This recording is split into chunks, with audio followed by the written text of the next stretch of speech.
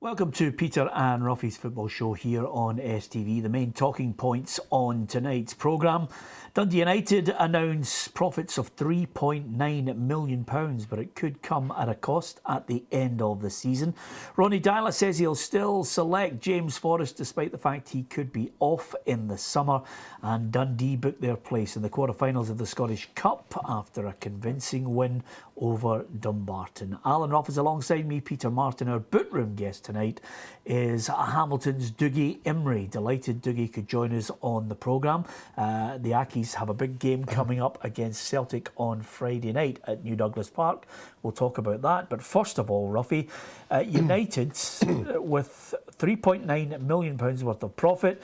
It certainly is the biggest since the club started in 1909, but it could be a hefty price at the end of the season if they drop down to the Championship. Yeah, as far as the owners are concerned, they've all patting themselves on the back, but with the amount of players they've let go out the door, you would expect to see some figures like that, but the proof in the pudding will be where they are next year, and I'm sure the supporters will have something to say if they go down a division. Supporters want to see a good team on the park, they want to see good football, and that hasn't been happening. So it's okay having all the money in the bank, but if you're not producing it, then it's bad times. Yeah, and before I get Dougie's thoughts on the playing aspect of it, Ruffy, Jackie McNamara has also been quoted over the last 24 hours saying he thought they deserved more time to turn things around there. Yeah, well, we heard Darren, that they brought in 3 or 4 players, I think more than that, and players. Some players take time to settle.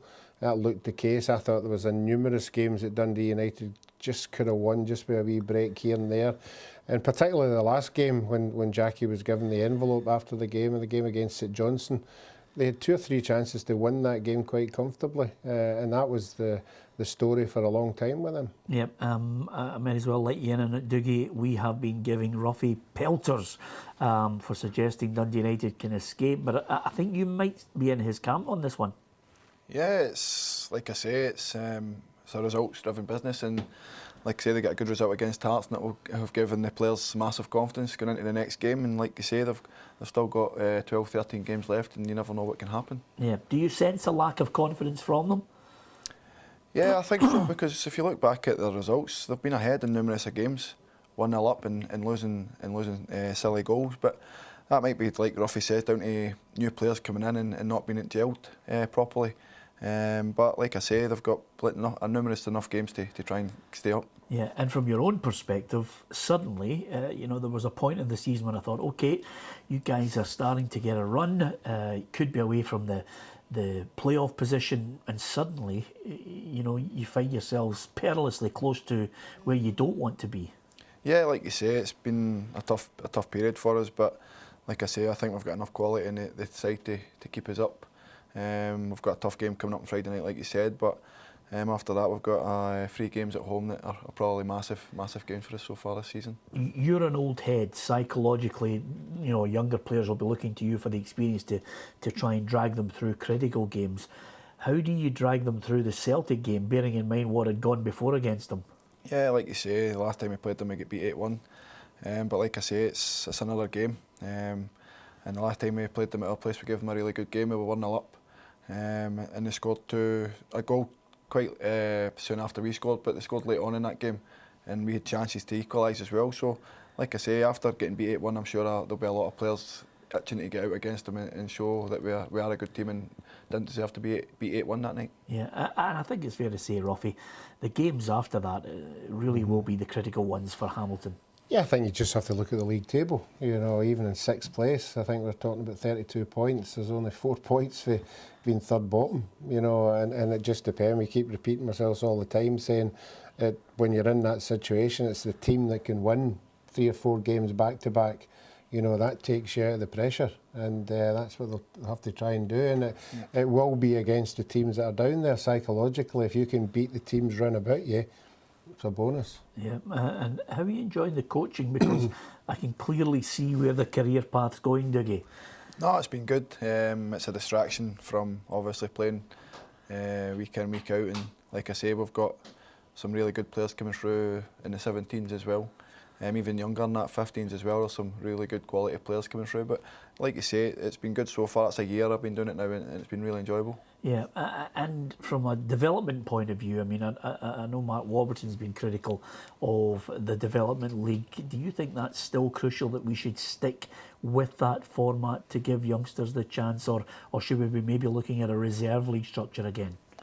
I think it's really good. The thing is, you can still play some 13 players down there, so the young kids that are coming through are still getting the chance to play with experienced pros that they can learn off of in that development league, like you say. But I think it's a great league, and the young kids, for us, benefit from it week in, week out. Yeah, okay. Ruffy, your old side, Partick Thistle, of course Hamilton are your old side as well, let's not forget, but your old side, Partick Thistle, 2-0 against St Johnstone. I have to say, if I was Tommy Wright and I was looking at the goals, I would be pulling my hair out. They were 2 terrible goals to lose. Yeah, I have to say that we all thought, we all knew that O'Halloran would have been a miss, but I think the boy Mackay is a massive miss for them. You know, he's there week in, week out. He's an organiser. They don't have that sort of a depth of experience back there, and you're right, the 2 goals were poor. Not the kind of goals you would associate with St Johnstone. They're usually very hard to get goals against, but they're on a bit of a free fall just now. But I think Alan Archibald will be happy not having a game for so long and then getting 3 points and bouncing and just build on for there. Yeah, I mean, forgive me, Thistle fans, for focusing on the negative first of all, but from a Partick Thistle perspective, great, Doolan comes on as ever, 8th goal of the season, takes it well, but you know, the defenders bullied off the ball, Dougie, Yeah. and then Amu has ran the length of the park before putting it in the back of the net. Yeah, it's from obviously St Johnstone's point of view, it'll be 2 bad goals they've conceded. I seen the goals this morning on Sky Sports, and like you say, it was probably bad defending, and I'm sure the second goal, Tommy Wright, like you say, will be annoyed at his defence for letting Amu run nearly the full length for the park to score. But like you say, St Johnstone were obviously losing Stephen McLean last night, and like Ruffy says, Michael O'Halloran moving on to Rangers, 2 massive players that they were missing as well. Yeah, and from Hamilton Accies' perspective, do you look at those games and think, oh, that's not a good result for Accies, because the last thing you want is maybe 2 or 3 teams getting away from you? I don't think we look at the results. I think we have to really concentrate on ourselves and getting our results ourselves. Like Ruffy said, it's really tight down there, and it's about beating the teams round about you, and that's all we've got to really concentrate on. Obviously Friday night's a big game for us against Celtic, but that's not really a game that we'll be looking towards. It'll be the like Ruffy says, the teams round about us are the teams that we need to beat, and try and push away 3 points here and there from. Yeah, just picking up on the opponents on Friday. Ronnie Dyla was speaking today. Obviously, there are 2 players. Their futures maybe not as clear as some of the Celtic fans were thinking. And Ronnie Dyla set the record straight on James Forrest. He could be off in the summer, but he's still going to pick him because he reckons he's still one of the best players in the team. The latest is that we offered him a deal and he rejected it. That's the latest. Of course, we want to keep our best players, and it's not like now that there's nothing going to happen. You never know in football, you know. But he's rejected it, and we have to take that forward. And we know now that he has 1 year left of his contract. Ruffy, I can understand why he's going to still select him, but I think somebody has obviously bent James Forrest's ear. There's no point in dissecting whether he's been good or bad. We'll find out how many clubs are interested in whether he's good or bad in the summer. Yeah, we're not privy to what's on the table. You know, 4 years is a long time in any footballer's career.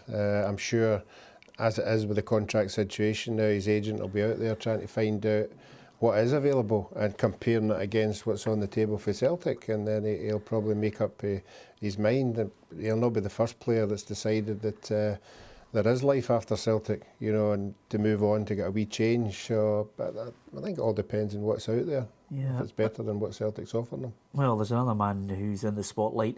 Izagiri, this is what Dyla had to say on the Honduran. Of course he has. We can't have one fullback. So yes, he has a future, and he's a great player, and it's a very tough competition on that side. So everybody can see what KT has done, but everybody has also respect what Emilio has done here in this club, and we know that we have 2 very good fullbacks. So that's a player that we want to keep, of course.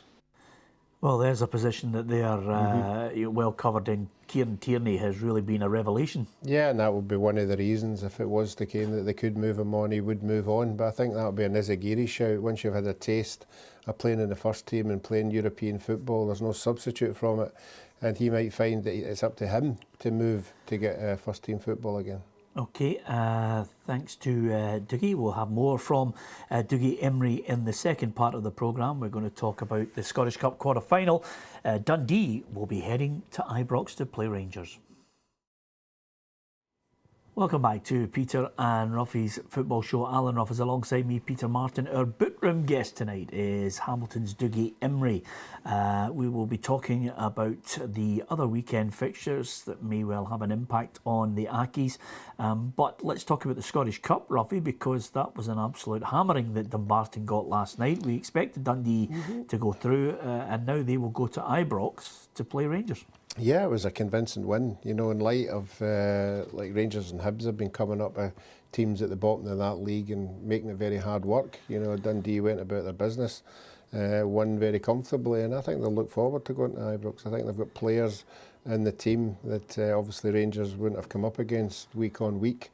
And I think they'll go there with a wee bit of confidence. Yeah, absolutely. Yeah. Well, I mean, 99% of the Dundee team will be looking forward to going to Ibrox, but Gary Harkins, he'll be in the witness protection scheme, Dougie. He'll need security.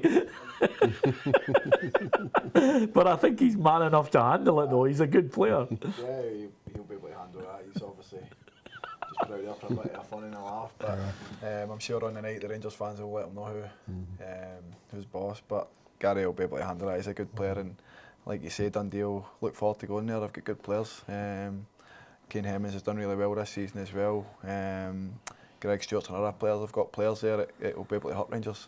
Yeah, this is an interesting one. I mean, let's have a look at the fixtures. This is complete now, Ruffy, but I think, as Dougie mentioned, there are a couple of players, one with a point to prove in Kane Hemmings. Greg Stewart's been linked with Rangers. I mean, for me, that is the tie of the round. Yeah. Because what a chance that is, and a real test for Rangers at the quarter-final stage, Dougie.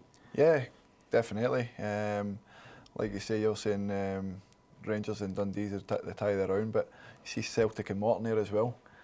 Morton beat them the last time they were at Celtic Partner Cup competition. Yeah, absolutely. Oh, he's turning into you, Ruffy. Let's mention your previous highs and lows. Why not? It'll be another great occasion for Morton as well. But like you say, going on the Rangers Dundee game, it's a great tie for Dundee, and also Rangers to test themselves against Premier League opposition again. Yeah, it's a good point that Dougie makes, though. I mean, you have to play a specific way to try and pull off just taking that one chance that Dougie was able to take for Morton. Yeah, when you come up against the two big noises, you've got to take your chances. I think it was Inverness again, you know, had chances at the weekend against Celtic. You've got to take them. You've got to give yourselves a chance. The chance just twice, the header and then the one just before half time. And then they'll have to regret it because Celtic will create chances and will score goals. So you've just got to take everything that you're given. Yeah. Did you get to keep the shirt that night, Dougie? Yes. Yes. Beaming with pride. There's nothing better than scoring a cup-winning goal. Well, that's the quarter-finals of the Scottish Cup. Before we talk about Champions League as well, Ruffy, Hampden Park will be relayed in time for the League Cup final in March, I think it is.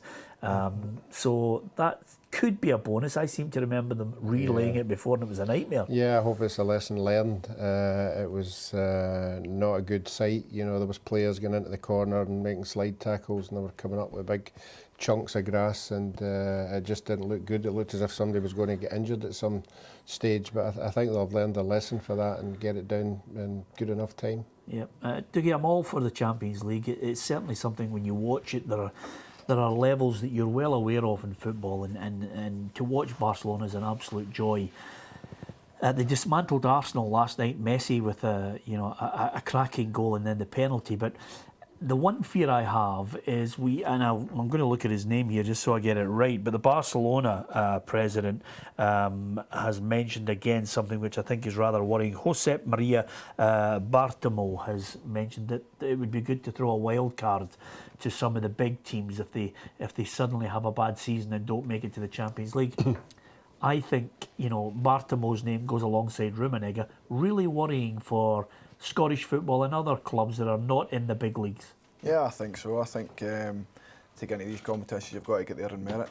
You play all season to win things and qualify for things. And like you said, if you're bringing in wild cards, you'd be better just opening the doors for other teams that don't make it. Because like I've just said, teams that play every week to try and get to these big competitions should get there on merit, not being through in a wild card if they've had a bad season. So basically, he's looking at Chelsea. I would take it by saying that. Well, listen, Chelsea's your Manchester United's of the world. They're trying to protect all the big clubs. I mean, it's just greed, Ruffy. I think it also, in a strange sort of way, when you look at the evidence over the last 10 years here in Scotland, Celtic are getting a wee bit of a taste of their own medicine. Yeah, but it just makes the whole thing a farce. Why? It's all about the champions are near enough the champions of leagues. Why all of a sudden will you throw in somebody who's lying fifth boat in the league? If you're promoting the best teams, that isn't a best team you're inviting. You're inviting a team that's going through a bad spell, so they're not going to enhance the competition just because of a name. It's what they should be doing on the park is why they should be there. Yeah, I still think this is a red herring.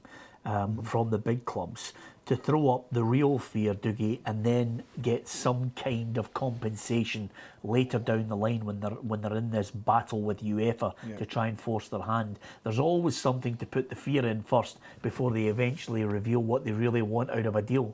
No, you're right.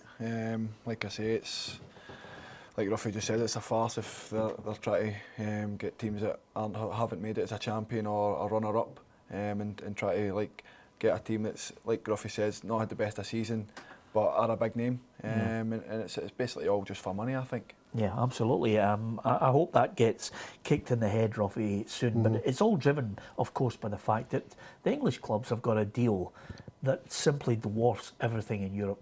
Yeah, but if you look at the English clubs now, we already discussed the English Cup isn't the cup it used to be because the whole focus on their own season is getting into the top four. They don't even want to win the championship. They just want to be in that top four so they can play Champions League. Yep, absolutely. Okay, what did you make of Barcelona? Yeah, I thought Messi bottled it a wee bit at the penalty. What happened to the wee pass to the side in this game? Yeah, is that just too important to try it there? To be fair, you wouldn't put it past him. I mean, I think he's certainly got the brass neck to do it. Yeah, but he certainly is touched for that goal. He just seems to have the ability to take that just wee touch and takes everybody by surprise before he hit it in the back of the net, and he just caught the whole defence out. But he's just electric. He can just turn it on whenever he likes. Can you see anybody stopping them, Dougie? Nah, especially with the top three that they've got. Just like Ruffy says, if anyone had watched the game, you see Chamberlain in the exact same situation. Scuffs his shot. If he takes a touch or lifts it, he scores, and Arsenal are 1-0 up. But that's the difference between like Messi and Arsenal, or Neymar and Suarez as well. They're all gifted players. They see things before it even happens. And like Ruffy says, Messi's touch for his first goal, he lets Czech dive and then just lifts it over him. And they're on a planet of their own. Yeah, absolutely. And of course, I don't think Pep Guardiola will be too happy. They let a 2-goal advantage slip, Ruffy. Yeah, certainly it's not like them. But I think we've also what they're available and what they can do at home. I mean, once they get into a stride, they're just a roller coaster at home, and there's now the first team that's been in the end of 6 or 7. I'm not saying that will happen to Juventus, but I think they've got a really, really difficult tie. Yep, okay. Before we finish, I think it's only right and proper we put our tuppence worth in on Willie Collum. I have a certain amount of sympathy for him, Ruffy, because I think he's been vilified at times. I mean, there are a number of managers who've had an attack on him over a period of time. If you make mistakes, fine, you pay the penalty. But boy, you know, they've been singing it from the high heavens that he's down in the lower leagues. He's, you know, at the weekend there, and another 2 games to go. Yeah, the whole thing annoys me a wee bit, because I think at the beginning of the season we were all wanting referees to come out and show some kind of transparency about, you know, if they made a wrong decision after a game, and come out and let us know. And I think Willie Collum is a perfect example. You know, once you foul fall or making mistakes, people get it in for you, and there's no way back. You know, and I think the Referees Association have done the right thing. Just like a footballer player, if you're not playing well, take you out of it and take the pressure off you and bring you back in again. Yeah, I mean, referees, much maligned. I hate asking players about referees. It's such a difficult thing to comment on. But you know, he's paid the penalty for some decisions that he didn't get right. Yeah, it's like I say, I've got all sympathy for referees. It's a hard enough job that they've got. They've got a split decision to make the call. But like I say, like Ruffy says, if it's happening week in, week out, then like I say, maybe take him out for a couple of weeks and let him refocus and then bring him back in. Yeah, too much criticism for him, Ruffy? Yeah, I think it's far too much. Unfortunately, again, you know, it's just the way we are. You know, that when there's somebody up there to be hit, we hit them. And he this year has been particularly hit hard, so I feel sorry for him. Okay, thanks to Dougie Imrie. Delighted to have Dougie, and good luck for the run-in. Thanks to Ruffy as well. Join us tomorrow on the programme if you can.